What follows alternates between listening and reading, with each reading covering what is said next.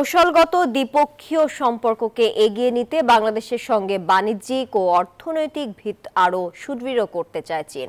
জাতিসংঘ সদর দপ্তরে সাধারণ পরিষদের অধিবেশনের ফাঁকে প্রধান উপদেষ্টা ডক্টর মোহাম্মদ ইউনূসকে একথা জানিয়েছেন চীনের পররাষ্ট্রমন্ত্রী ওয়াং ই।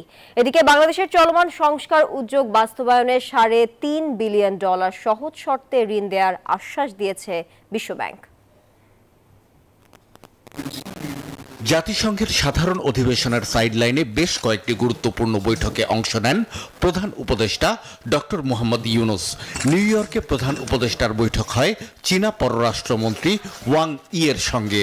বাংলাদেশে বিনিয়োগ আরও বাড়াতে দেশটির আগ্রহের কথা জানান ওয়াং ই। বলেন, চীনা সোলার প্যানেল প্রস্তুতকারকরা বাংলাদেশে কারখানা স্থাপনে আগ্রহী এবং চীনা সরকার বিষয়টি অত্যন্ত গুরুত্ব সহকারে দেখছে। এছাড়া চীনে আরও বেশি সংখ্যক বাংলাদেশি শিক্ষার্থীকে লেখাপড়ার সুযোগ করে দিতে দেশটির আগ্রহের কথা জানান চীনা পররাষ্ট্রমন্ত্রী।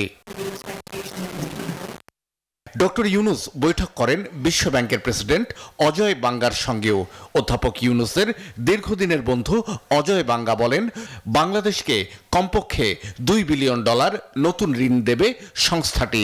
এর মধ্যে আরও $1.5 বিলিয়ন বিদ্যমান কর্মসূচি থেকে পুনঃব্যবহার করা হবে। তিনি জানান, বিশ্বব্যাংক ডিজিটালাইজেশন, তারল্য সংকট উত্তরণ, জ্বালানি ও বিদ্যুৎ এবং পরিবহন খাতের সংস্কারে সহায়তা দিতে এই ঋণ দেবে।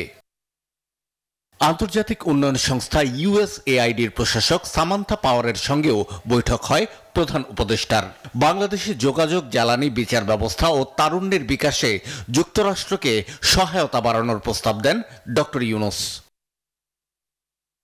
নিউ ইয়র্কে নেপালের প্রধানমন্ত্রী কেপি শর্মা ওলি দেখা করেন অন্তর্বর্তীকালীন সরকারের প্রধান উপদেষ্টার সঙ্গে। বাংলাদেশ ও নেপালের মধ্যে জ্বালানি, বাণিজ্য ও অর্থনৈতিক সহযোগিতা জোরদারের বিষয়ে আলোচনা হয় বৈঠকে।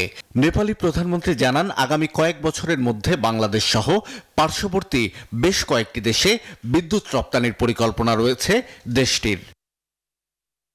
শাহ আলী জয়, নিউজ 24, ঢাকা। বসুন্ধরা টিস্যুতে ছাড়ের ছড়াছড়ি। বসুন্ধরা টিস্যু নিয়ে এলো নিশ্চিত ছাড়।